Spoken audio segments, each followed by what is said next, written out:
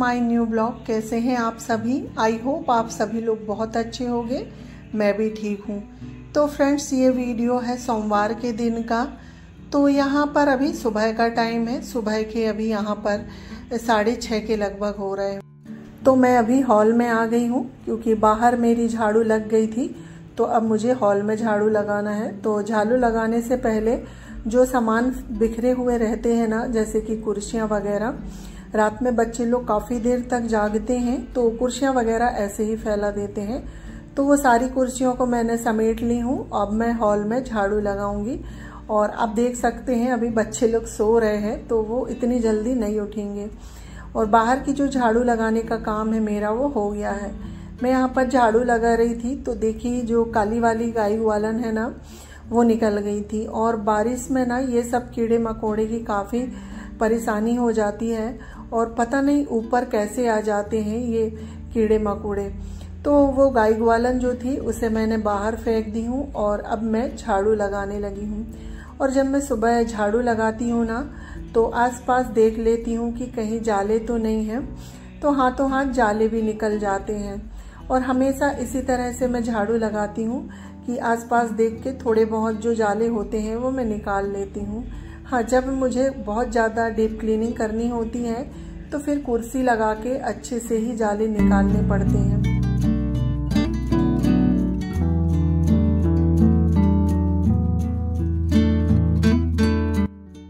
तो यहाँ पर फ्रेंड्स मेरे पूरे घर में झाड़ू लग गई थी। उसके बाद फिर मैं आ गई थी रसोई में।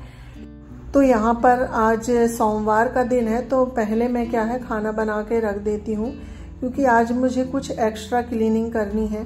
तो पहले खाना बनाने का काम हो जाता है ना, तो बाद में फिर आराम से क्लीनिंग करते रहो क्योंकि बच्चों को स्कूल जाना होता है तो फिर समय से उन्हें टिफिन भी देना है। तो इसलिए मैं लग गई हूँ खाना बनाने के लिए। और सोमवार के दिन मेरा व्रत भी होता है। तो वही सारी क्लीनिंग करने के बाद फिर मैं आराम से पूजा करती हूँ। तो यहाँ पर लौकी की सब्जी बन रही है। तो सब्जी मैंने काट के सिंपल तरीके से तड़का लगा दी हूँ लहसुन प्याज डाल के। और लौकी की सब्जी में जो है ना, ज़्यादा मसाले अच्छे नहीं लगते हैं, कम मसाले की ही सब्जी अच्छी लगती है। तो सब्जी में तड़का लग गया है, साथ ही हम आटा लगा लेते हैं। और थोड़ा सा पनीर रखा हुआ था। तो चिकू क्या है, मेरा जो छोटा बेटा है, तो वो लंच में लौकी की सब्जी नहीं ले जाता है। तो उसके लिए मुझे पनीर के पराठे बनाने हैं। तो पनीर मेरे 2 दिन का था तो उसे मैंने ना पानी में डूब के रख दिया था। तो पनीर को निकाल के जो पानी था ना, उसी से मैंने आटा लगा ली हूँ। तो हमारा आटा लग गया है। इसी बीच मैंने फिर सब्जी भी चला दी क्योंकि बीच बीच में सब्जी को चलाना होता है कि नीचे से बैठ ना जाए। सब्जी चलाने के बाद देखिए यहाँ पर जो पनीर था ना, उसे मैंने कद्दूकस कर ली हूँ। और अब हम इसमें सारे ही ड्राई मसाले डाल देते हैं। तो ज़्यादा तो नहीं, थोड़ी सी लाल मिर्च पाउडर, धना और गरम मसाला डालूंगी क्योंकि बच्चे को ज़्यादा तीखा नहीं पसंद है। उसके बाद फिर मैंने एक मीडियम साइज़ की प्याज बारीक काट करके भी डाल दी थी। वो क्लिप शायद मिस हो गई है।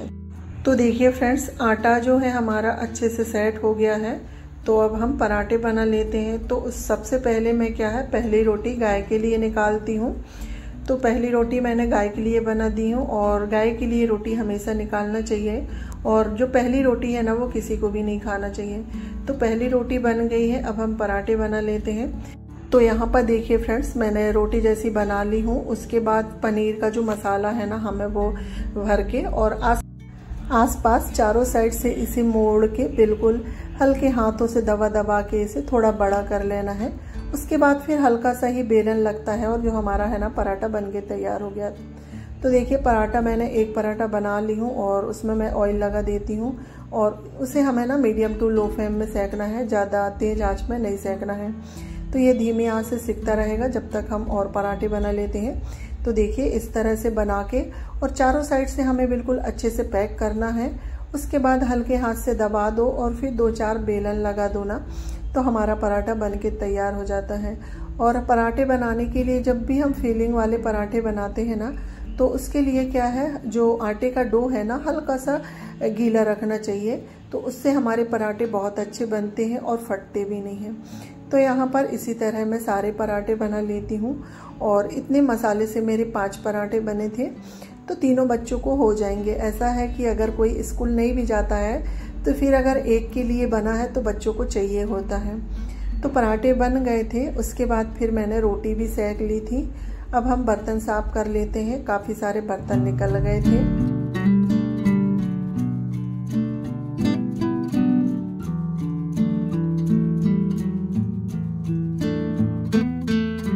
तो यहाँ पर देखिए फ्रेंड्स, सारे ही बर्तन मेरे साफ़ हो गए हैं। और सुबह के खाना वगैरह बनाओ तो काफ़ी बर्तन हो जाते हैं, तो सब्जी वगैरह सब मैं खाली कर लेती हूँ, उसके बाद फिर बर्तन धुल लेती हूँ।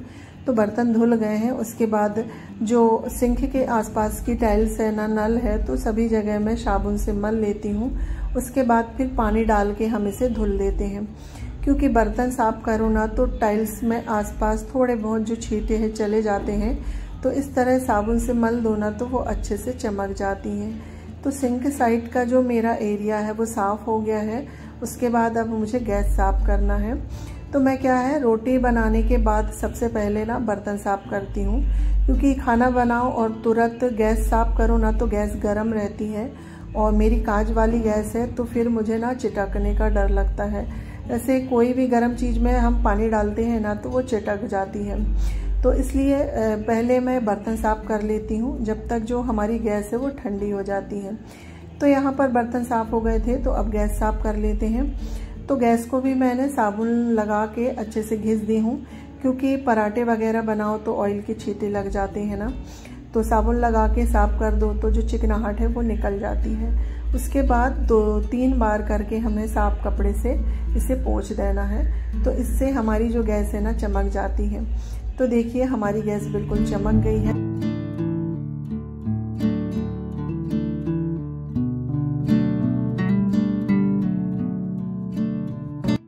तो देखिए फ्रेंड्स, गैस साफ़ हो गई थी। उसके बाद फिर से मैं ना सिंक के साइड आ गई हूँ। तो सिंक हमारी साफ़ है, बिल्कुल अच्छे से धुल मंज गई है।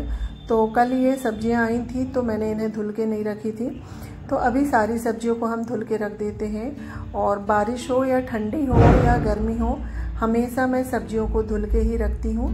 तो सब्जी में भिंडी है, टमाटर, बैगन और करेले आए हैं।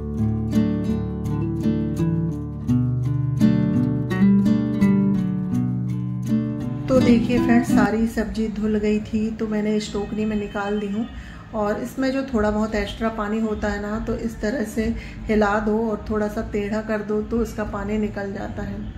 तो सब्जी धुल गई थी। इसके बाद ये टंकी है जिसमें मैंने सब्जी धुली थी, और ये टंकी ना मैं मटके के नीचे रखती हूँ, क्योंकि जो मटका है उसके नीचे से ना पानी निकलता है। तो ये टंकी रख देती हूँ, तो उसका जितना भी पानी होता है ना ये टंकी में आ जाता है। तो इसे रेगुलर में तो नहीं, पर 2-3 दिन में एक बार इसे मांज देती हूँ।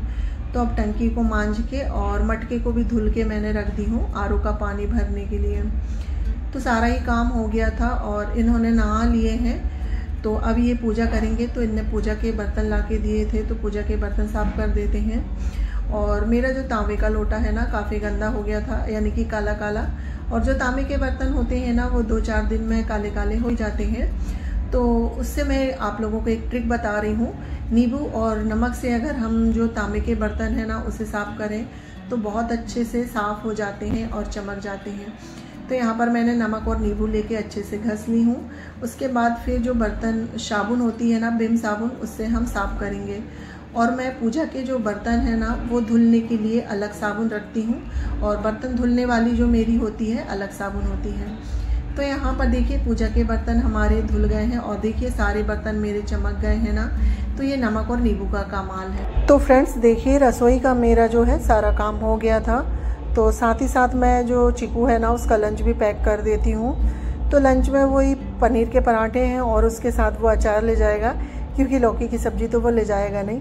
वैसे भी पनीर के पराठे हो या फिर कोई भी पराठे हो, अचार के साथ काफ़ी अच्छे लगते हैं। तो चलिए फ्रेंड्स, इसी के साथ ब्लॉग भी एंड करती हूँ। अगर आपको ये ब्लॉग अच्छा लगे तो लाइक शेयर सब्सक्राइब करिएगा, और चैनल में पहली बार आए हैं तो चैनल को सब्सक्राइब करके ज़रूर जाइएगा। और आप लोग मुझे सपोर्ट करिए, आप लोगों के सपोर्ट की बहुत ज़्यादा ज़रूरत है। मिलती हूँ एक अच्छे से ब्लॉग के साथ, जब तक के लिए bye bye, take care, thanks for watching.